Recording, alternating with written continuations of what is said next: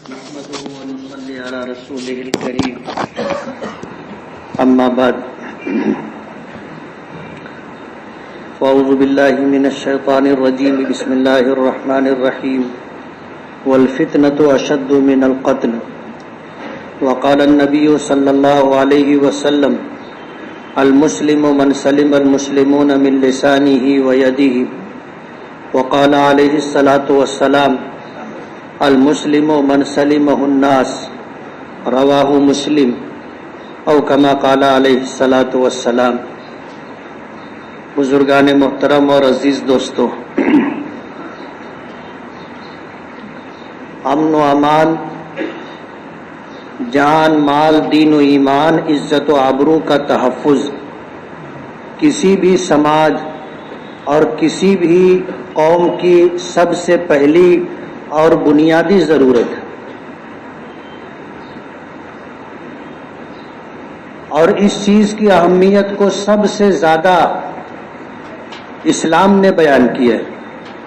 قرآن کریم اٹھا کر کے آپ دیکھیے، نبی کریم صلی اللہ علیہ وسلم کے ارشادات کو دیکھیے،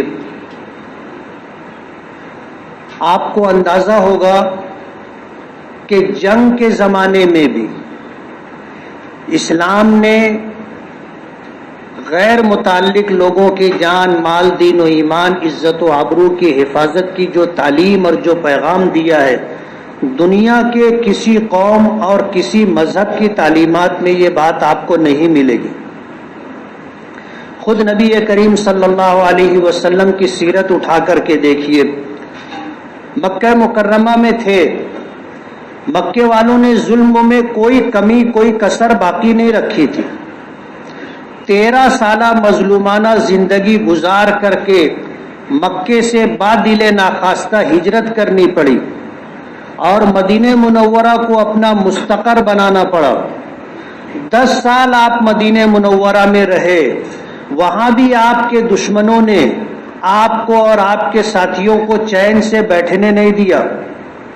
آپ اگر تاریخ اٹھا کر کے دیکھیں گے تو مکے کے ظالموں نے مکے میں 13 سال تک ظلم کیا تھا، اور جب آپ ہجرت کر کے مدینہ منورہ پہنچے اور آپ پر ایمان لانے والے اپنی جان اپنا مال خطرے میں ڈال کر کے مدینہ منورہ پہنچنا شروع کیا، تو مکے کے ان ظالموں نے مدینے پر بھی چڑھائی کی،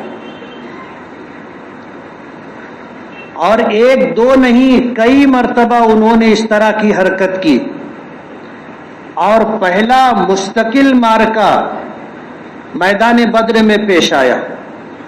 آپ اگر جغرافیائی اعتبار سے دیکھو گے تو بدر مدینہ منورہ کے قریب 125 کلومیٹر کے فاصلے پر، اور مکہ مکرمہ سے تقریباً 300-350 کلومیٹر کے فاصلے پر مکے کے لوگ چڑھ کر کے مدینہ آ رہے تھے۔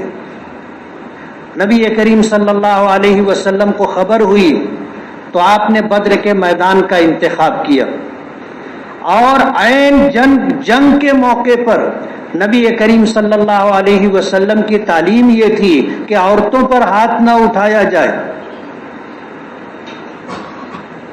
راہبوں پر، عالموں پر، کسی بھی مذہب کے پیشوا پر ہاتھ نہ ڈالا جائے، بوڑھوں کو نہ مارا جائے، بچوں کو نہ مارا جائے، پھلدار اور سائے دار درختوں کو نہ کاٹا جائے، کھیتیاں نہ اجاڑی جائیں۔ یہ تعلیم آپ کو دنیا کے کسی مذہب میں نہیں ملے گی۔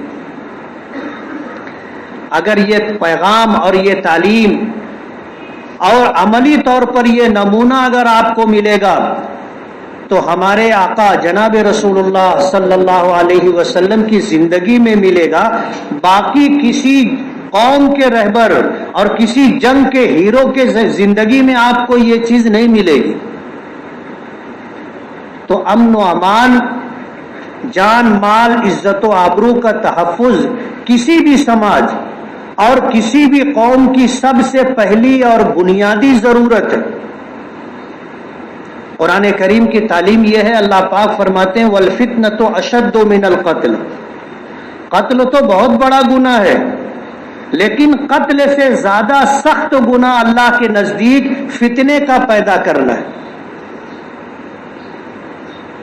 ظاہر بات ہے جب فتنہ وجود میں آتا ہے تو نہ جانے کتنے لوگوں کی جانیں چلی جاتی ہیں، جب فتنہ وجود میں آتا ہے تو نہ جانے کتنے لوگوں کو معذوری کی حالت میں زندگی گزارنی پڑتی ہے، جب فتنہ وجود میں آتا ہے تو نہ جانے کتنے بے گناہ لوگوں کو مارا پیٹا جاتا ہے، جب فتنہ وجود میں آتا ہے تو پھر لوگوں کی املاک جلا کر تباہ و برباد کی جاتی ہے، لوٹ کر کے انہیں کنگال کر دیا جاتا ہے، اور جو لوگ کل دوسروں کی مدد کرنے کی حیثیت رکھتے تھے لٹ پٹ جانے کے بعد وہ خود محتاج اور ضرورت مند ہو جاتے۔ قرآن کریم کی تعلیم ہے، اللہ پاک کا ارشاد ہے والفتنۃ اشد من القتل، کہ فتنہ قتل سے زیادہ سنگین جرم ہے۔ ہمارا شہر مالیگاؤں انگریزوں کے زمانے سے ریڈ لائن ہے، ملک کی آزادی کے لیے سب سے بڑی قربانی مسلمانوں نے دی ہے، اور اس کا ایک تاریخی پس منظر ہے، کوئی مانے نہ مانے لیکن ہندوستان میں مسلمانوں کا اقتدار تھا۔ انگریزوں نے اگر حکومت چھینی تھی، ہندوستان چھینا تھا تو مسلمانوں سے چھینا تھا۔ بنگال میں نواب سراج الدولہ کی حکومت تھی، اور دلی میں مغل بادشاہوں کی حکومت تھی، اور آپ اس ساؤتھ میں چلے جائیں تو سلطان فتح علی ٹیپو کی حکومت تھی۔ نواب تھے تو مسلمان نواب تھے۔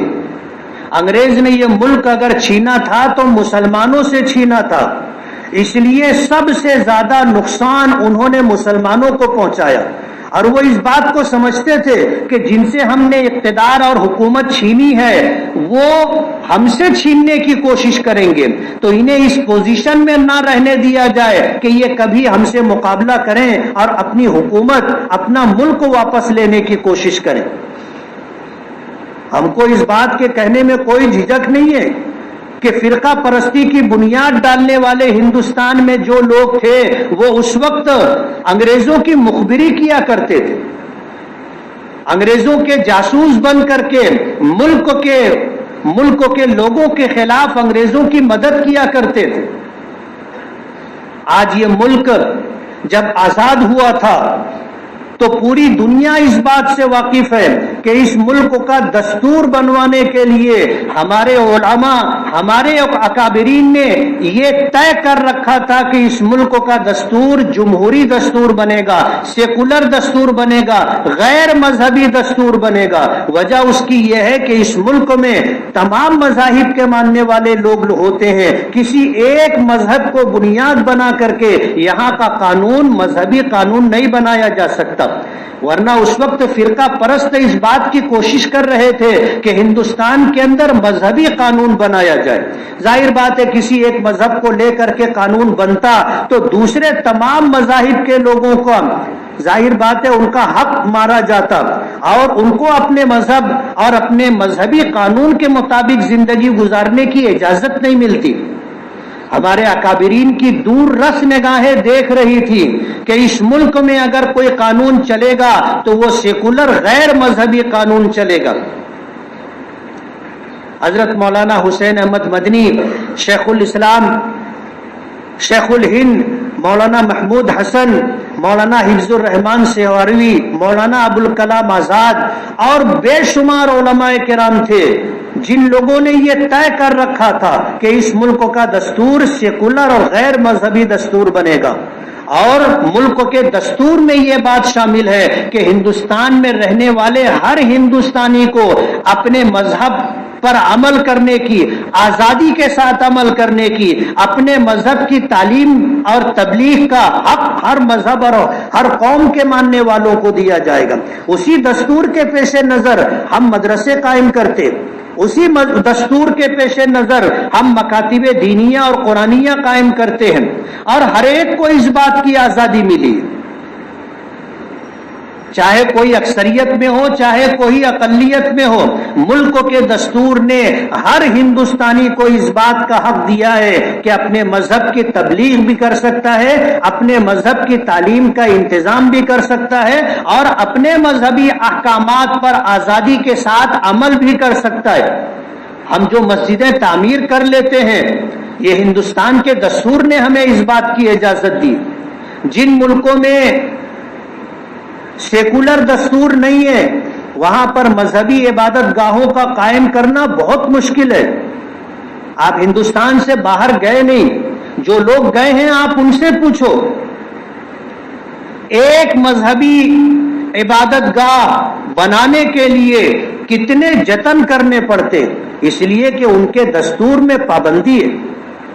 ہندوستان کا دستور ایک سیکولر دستور ہے. ہم جب چاہیں جہاں چاہیں ہندوستان کے رہنے والے تمام لوگوں کو اس بات کا حق ہے کہ وہ اپنی عبادت گاہ بنا سکتے. الحمدللہ مسلمان اپنے مذہبی روایات کے پیش نظر اپنی پرائیویٹ ملکیت پر، خاصگی ملکیت پر مسجد بناتا ہے، اور اس بات کا اعتراف ہندوستان بھر کے تمام لوگوں کو ہے، تمام حکومتوں کو ہے. وجہ اس کی یہ ہے کہ جب ان لوگوں نے تحقیق کی تو پوری تحقیق کرنے کے بعد یہ بات ان کے سامنے کھل کر کے آ گئی کہ کوئی مسجد اتی کرمن پر نہیں ہے. ہمارے شہر مالیگاؤں کے اندر ان کو سروے ہوا، اور سروے ہونے کے بعد ہائی کورٹ کا آرڈر تھا سروے کر کے بتایا جائے کہ کتنی مسجدیں، کتنے مندر اور کتنے چرچ اور کتنے جو ہے سرداروں کے گردوارے اتی کرمن پر ہیں. انکوائری کر کے سروے کر کے بتایا جائے. کمشنر صاحب کا یہ کہنا تھا، حیرت کی بات ہے کہ مالیگاؤں شہر میں ایک مسجد بھی اتی کرمن پر نہیں.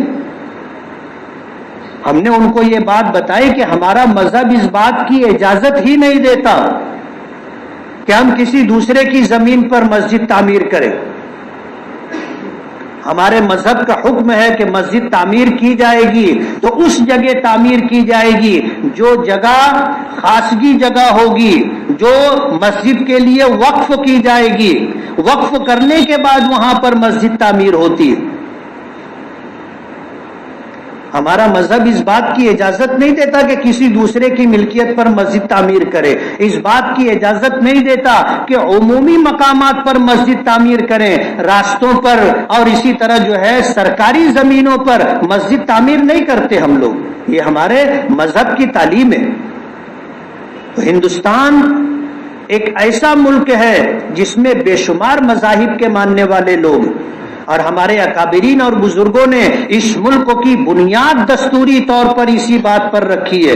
جمعیت علماء کے اکابرین اور بزرگوں کو آپ دعا دیجئے، ان کی دور رس نگاہیں اس بات کو دیکھ رہی تھی کہ آنے والے دنوں میں اس ملک میں کس طرح کے حالات پیش آ سکتے. آج الحمدللہ ملک ایک سیکولر دستور کے مطابق چل رہا ہے، لیکن اس ملک کو اور اس ملک کے تانے بانے کو بکھیرنے کے لیے کچھ طاقتیں ایسی ہیں جو ہندوستان بھر میں فتنے پیدا کر رہی.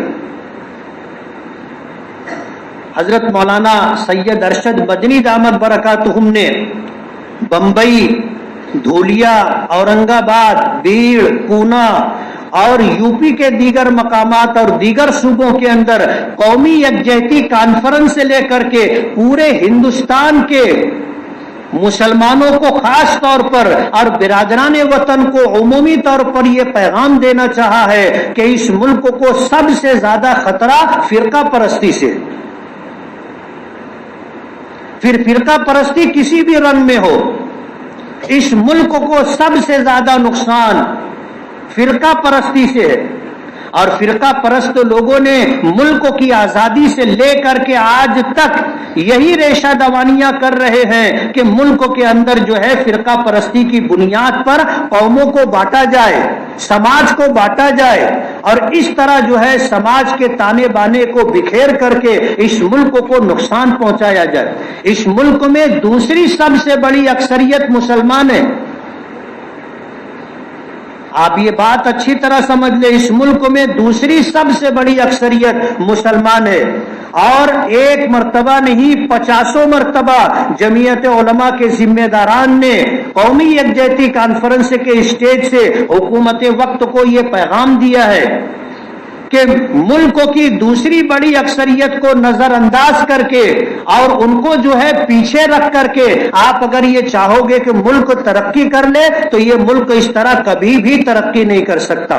آپ کو اگر ملک کو ترقی کے راستے پر لے کر کے جانا ہے تو آپ کو اس ملک کی دوسری بڑی اکثریت مسلمانوں کو ساتھ میں رکھنا ہوگا. آج فرقہ پرستی کی بنیاد پر لوگ قانون ہاتھ میں لیتے. جو فرقہ پرستی کرنے والے لوگ ہیں وہ اپنے سیاسی آقاؤں کے ان کے دم قدم پر قانون ہاتھ میں لے کر کے راستوں پر آ کر کے لوگوں کی جان، لوگوں کی مال اور لوگوں کی عزت کے در پہ. ہمارے شہر میں ابھی چند دنوں میں جو حالات پیش آئے، دو ٹوک انداز میں ہم نے ذمہ داروں تک یہ بات پہنچائی ہے کہ یہ حالات بلا وجہ نہیں آئے. کچھ فرقہ پرست پارٹیاں ہیں، کچھ فرقہ پرست ادارے ہیں اور ان سے وابستہ افراد ہیں جو قانون ہاتھ میں لے کر کے روڈ پر آ کر کے لاٹھی کاٹھی کے ساتھ گاڑیوں کو روکنا، ان کی چیکنگ کرنا، اور اگر اس میں کوئی کاروباری اگر جانوروں کی نقل و حمل کر رہا ہے تو پھر ان کو مارنا ٹھوکنا اور ان کو معذور کرنا، اتنا مارنا کہ آدمی مر جائے، اٹھا کر کے برج سے نیچے پھینک دیا جائے. یہ حق اور یہ ادھیکار ان کو کس نے دیا ہے؟ ملک کا قانون اس بات کی اجازت نہیں دیتا کہ اس طرح کے افراد روڈ پر آ کر کے قانون ہاتھ میں لے. اگر ایسا ہوگا اور اگر حکومت وقت ایسے لوگوں کو پابند نہیں کرے گی اور گنہگاروں کو سزا نہیں دے گی اور ملک میں انصاف قائم نہیں ہوگا تو ظاہر بات ہے ملک میں انارکی پھیلے گی. آج کچھ لوگ روڈ پر آ کر قانون ہاتھ میں لے رہے ہیں، سبھی روڈ پر آنے لگ جائیں گے اور سبھی قانون ہاتھ میں لینے لگ جائیں گے تو پھر حکومت کیا کرے گی؟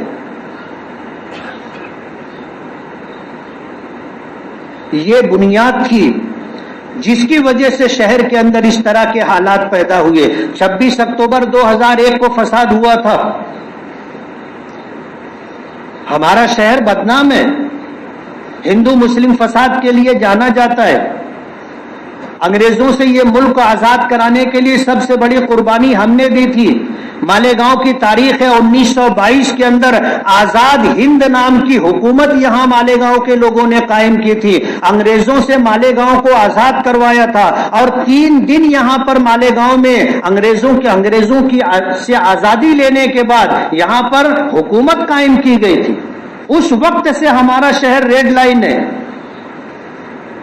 ہندو مسلم فسادات ہوتے رہے، یہ ہمارے شہر کی بدنصیبی رہی اور ان فسادات کی وجہ سے ہم نے بہت کچھ کھویا ہے. کتنی جانیں ہماری گئی ہیں اور کروڑوں اربوں روپے کا مالی نقصان ہم کو اٹھانا پڑا ہے. اور ہمارا یہ شہر فرقہ پرستوں کی نظر میں رہا ہے. 2006 کا بم بلاسٹ اسی وجہ سے ہوا تھا، 2008 کا بم بلاسٹ اسی وجہ سے ہوا تھا. جتنی سرکاری ایجنسیاں ہیں سب کو اس بات کا علم ہے کہ مالیگاؤں کو صرف اس لیے نشانہ بنایا گیا تھا کہ یہ مسلم اکثریتی شہر ہے. ہمارا شہر مسجدوں کے نام سے، مدرسوں کے نام سے جانا جاتا ہے، اسلامی بیداری، حمیت اور غیرت کے نام سے جانا جاتا ہے. ہمارے شہر کو یہ مقام حاصل ہے کہ پورے ہندوستان میں بلا کسی تفریق، مذہب و مسلک اگر کسی کا کوئی نقصان ہوتا ہے، کوئی آسمانی مصیبت اور کوئی فرقہ پرستی کی بنیاد پر فسادات کی زد میں آ کر لوگوں کا نقصان ہوتا ہے، سب سے پہلے ریلیف مالیگاؤں سے جاتی ہے. مالیگاؤں کے لوگوں کو اللہ نے نوازا ہے، بڑا دل کر کے لوگ امداد مدد دیتے ہیں اور جمعیت علماء لوگوں سے امداد جمع کر کے وہاں جہاں ضرورت ہوتی ہے جمعیت علماء کے ذمہ داران مالیگاؤں سے ریلیف لے جا کر کے پہنچاتے ہیں. فرقہ پرستوں کی نظر میں ہمارا شہر بہت کھٹکتا ہے اور یہ بات انکوائری میں کلیئر ہو چکی ہے کہ 2006 اور 8 کا بلاسٹ صرف اس لیے کیا گیا تھا کہ یہ مسلم اکثریتی شہر ہے اور مسلم یہاں کے بیدار ہیں. مسجدوں سے مدرسوں سے ان کا تعلق ہے، علماء سے ان کا تعلق ہے، اور ہر برے وقت میں یہ مدد کے لیے فوراً کھڑے ہو جاتے ہیں۔ فرقہ پرستوں نے اسی لیے مالیگاؤں کو نشانہ بنایا تھا، یہ بات سب کو پتہ ہے۔ آج فرقہ پرستی کی بنیاد پر یا گائے سے محبت کی بنیاد پر جو کچھ کیا جا رہا ہے، ہم نہیں کہتے، میں آپ کو ملک کے ایک بہت ذمہ دار آدمی کی بات بتانا چاہتا ہوں، جس نے سرکاری طور پر اس بات کو بتایا تھا کہ گائے سے محبت رکھنے کے نام پر جو لوگ قانون ہاتھ میں لیتے ہیں اور انارکی اور فرقہ پرستی کی بات کرتے ہیں، وہ کرمنل لوگ ہیں، وہ اپنا گناہ، اپنا جرم چھپانے کے لیے گائے کی محبت کا لبادہ اوڑھ کر کے لوگوں کے درمیان رہتے۔ آپ کو پتا ہوگا ہندوستان کی سب سے بڑی مذہبی دینی درسگاہ دارالعلوم دیوبند نے ملک کے قانون کے پیش نظر، برادران وطن کے جذبات کے پیش نظر ہندوستان بھر کے مسلمانوں کو اس بات کی تاکید کی ہے کہ گائے کا ذبیحہ نہ کیا جائے۔ ہمارے مذہب میں اجازت ہے، لیکن برادران وطن کو تکلیف ہوتی ہے مذہبی طور پر، اور اسی چیز کو بنیاد بنا کر کے فرقہ پرستوں کو مسلمانوں کے خلاف کھل کر کھیلنے کا موقع ملتا ہے۔ گائے کے ذبیحے سے دارالعلوم دیوبند نے پورے ہندوستان کے مسلمانوں کو پابند کیا کہ یہ شرعاً اگرچہ جائز ہے، لیکن دوسرے مذاہب کے ماننے والوں کی رعایت کرتے ہوئے گائے کا ذبیحہ نہ کیا جائے، اور الحمدللہ مسلمان اس پر عمل کرتا ہے، مسلمان اس بات کو مانتا ہے، اور اسی کے مطابق عام طور پر لوگ جو ہے پابندی کے ساتھ زندگی گزارتے۔ ہم دوسروں کا پاس و لحاظ کرتے ہیں۔ ہر سماج کے اندر کچھ لوگ ہوتے ہیں جو منمانی کرتے ہیں، اس کو بنیاد بنا کر کے پورے مسلم سماج کو نشانہ بنانا اور تمام مسلمانوں کو ملک مخالف قرار دینا اور تمام مسلمانوں کو قانون کے خلاف کرنے والا بتلانا سراسر ظلم اور زیادتی۔ ہم کبھی امن و امان کے لیے خطرہ نہیں بنتے۔ ہمارے مذہب نے ہم کو اس بات کا پابند کیا ہے کہ ہم پوری پابندی کے ساتھ شریعت کا اہتمام کریں، اور الحمدللہ مالیگاؤں کا ایک بہت بڑا طبقہ اس کے پیش نظر ہی زندگی گزارتا ہے۔ دینداروں کا شہر ہے، مسجدوں مدرسوں کا شہر ہے، اور الحمدللہ لوگ اپنے علماء کی بات کا اعتبار، اپنے علماء کی بات مان کر کے زندگی گزارتے۔ مالیگاؤں شہر کے حالات بگاڑنے کی پوری کوشش کی گئی، لیکن مالیگاؤں کے شہریوں کے اپنی ذمہ داری محسوس کرتے ہوئے لوگوں نے فساد نہیں ہونے دیا، اور اس میں سب سے بڑا کریڈٹ ہر مذہب اور سماج کے ماننے والے عام شہریوں کو جاتا ہے۔ ملک کے حالات معاشی طور پر اچھے نہیں ہیں۔ نوٹ بندی کے بعد ملک کی معیشت ڈگمگا رہی ہے، لڑکھڑا رہی ہے، اور سب روٹی روزی کے لیے پریشان ہے۔ کسی بھی سماج اور مذہب کے ماننے والے لوگ فساد نہیں چاہتے۔ یہ تھوڑے بہت لوگ ہیں جو چاہتے ہیں کہ شہر کے اندر فساد ہو، ان کے اپنے مفادات ہیں، لیکن میں آپ کو مبارکباد دوں گا کہ اس طرح کے حادثات پیش آنے کے باوجود جس طرح مسلمانوں نے اور مالیگاؤں کے عام شہریوں نے، جس میں تمام مذاہب کے ماننے والے لوگ ہیں، جس طرح صبر و ضبط کا مظاہرہ کیا، امن و امان کو باقی رکھنے کے لیے جس طرح ڈپارٹمنٹ کی پوری مدد کی، اپنا پورا تعاون دیا، آپ مبارکباد کے مستحق ہیں۔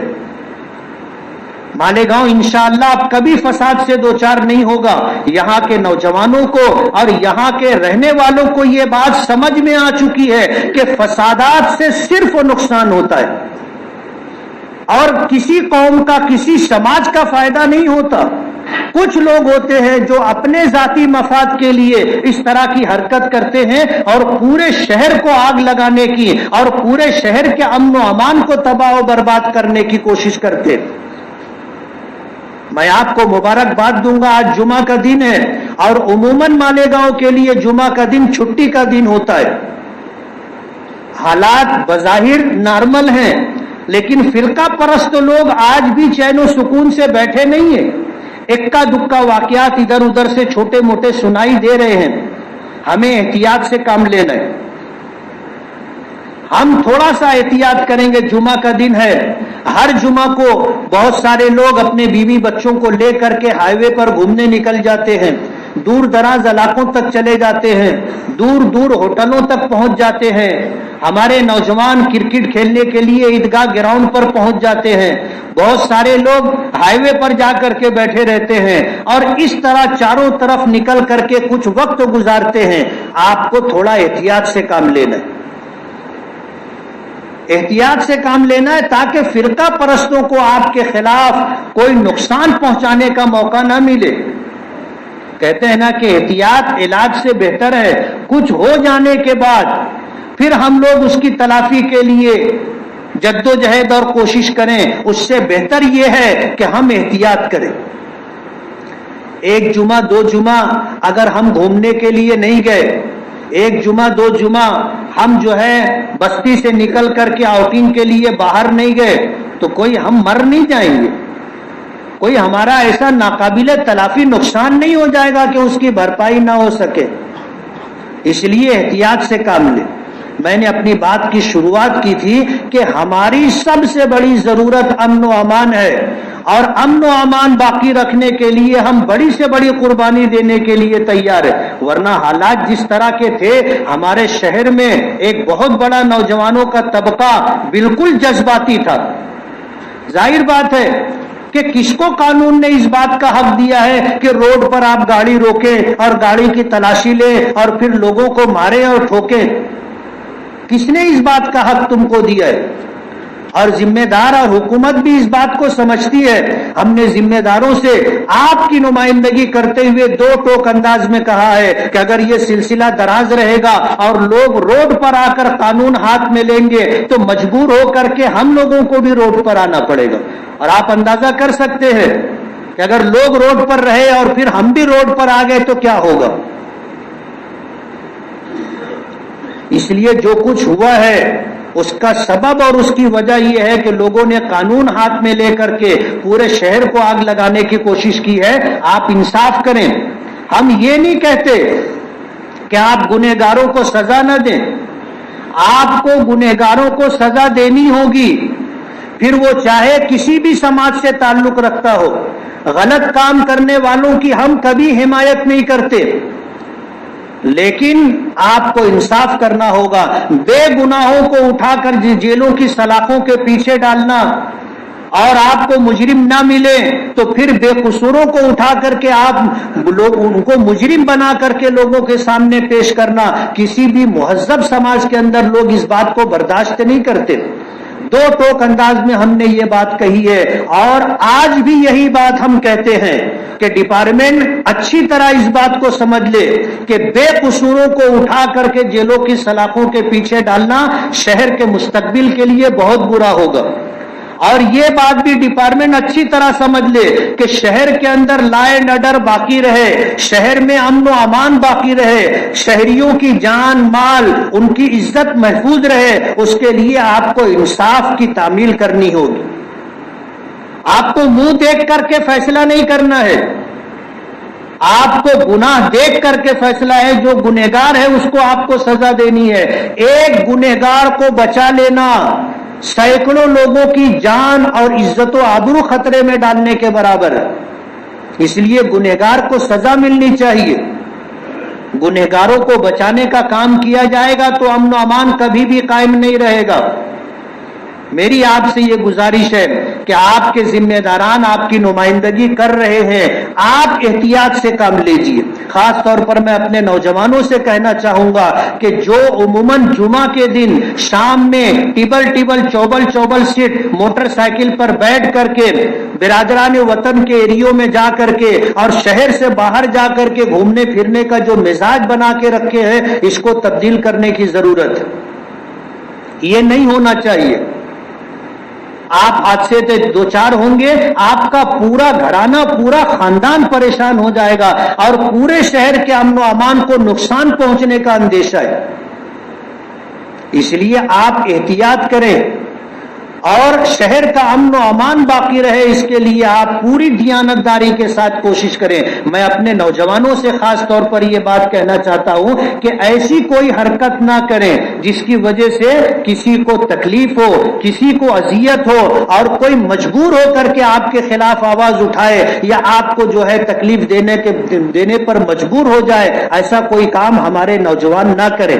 شہر کے امن و امان کو باقی رکھنا ہماری سب سے پہلی ضرورت ہے۔ آج کاروباری حالات اچھے نہیں ہیں، لوگ بہت پریشان ہیں۔ روٹی روزی کے لیے آپ نے دیکھا ہوگا کہ ہمارے شہر میں کبھی ایسا نہیں ہوتا تھا کہ ایک آدمی 2 مرغی لے کر کے سڑک پر بیچنے کے لیے بیٹھ گیا ہو۔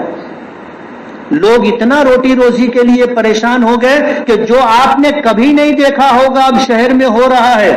تھوڑی بہت مچھلی لے کر کے لوگ ادھر ادھر مچھلی فروخت کرنے کے لیے بیٹھے، کوئی تھوڑی سی پیاز لے کر کے بیچنے کے لیے بیٹھا، کبھی نہیں دیکھا تھا ہم نے۔ گوشت بکنے کی جگہ گوشت بکتا تھا، مچھلی بکنے کی جگہ مچھلی بکا کرتی تھی، اور اس طرح بکری بکرے کے لیے بازار تھا، لوگ وہیں سے خرید و فروخت کرتے تھے۔ ایسے حالات نہیں تھے۔ آج لوگ روٹی روزی کے لیے پریشان ہیں۔ کبھی ایسا نہیں ہوتا تھا کہ سڑک کے کنارے لوگ سبزی بیچنے کے لیے بیٹھے ہو۔ اس سے آپ اندازہ کریں کہ لوگ معاشی طور پر بہت پریشان ہیں۔ روزگار کی لائن سے آج لوگ مجبور ہو گئے کہ جو کام کبھی نہیں کیا تھا اب وہ کر رہے ہیں۔ تو ہمارا شہر اس بات کا متحمل نہیں ہے کہ اس شہر کے اندر فساد ہو اور امن و امان اور سکون تباہ و برباد ہو۔ لوگ روٹی روزی کے لیے پریشان ہیں۔ ایسے وقت میں اس طرح کے حالات پیدا کرنا شہر کے لیے اور ریاست کے لیے مفید نہیں ہے، نقصان دہ۔ میں یہ امید کرتا ہوں کہ ہمارے نوجوان اور ذمہ داران اس بات کا پاس و لحاظ کریں گے کہ اپنے گھر کی خواتین کو اور نوجوانوں کو اس بات کا پابند کریں گے کہ علاقے غیر میں نہ جائیں، اپنے علاقے میں رہ کر کے اپنی ضرورت پوری کریں، اور اپنے بیوی بچوں کو آپ کو سیر و تفریح کے لیے لے جانا ہے، ہفتہ 2 ہفتہ آپ انتظار کریں، اور جب حالات بالکل پرسکون ہو جائیں گے تو آپ کو جانے سے کوئی منع بھی نہیں کرتا، یہ آپ کا حق ہے، آپ استعمال کر سکتے ہیں۔ لیکن ایسے حالات میں جب کہ ہم اس طرح فرقہ پرستی کے نشانے اور زد پر ہے تو اپنی جان مال عزت و آبرو کی حفاظت ہماری اولین ذمہ داری ہے۔ اللہ تعالی ہمیں عقل سلیم عطا فرمائے، فہم سلیم عطا فرمائے۔ اللہ تعالی ہمارے شہر کو فرقہ پرستی سے، ہمارے شہر کو فسادات سے، بد امنی سے اور اسی طرح جو ہے تباہی و بربادی سے محفوظ رکھے۔ وآخر دعوانا ان الحمد للہ رب العالمین۔ جن ساتھیوں نے سنتیں نہ پڑھی ہوں وہ سنت پڑھی۔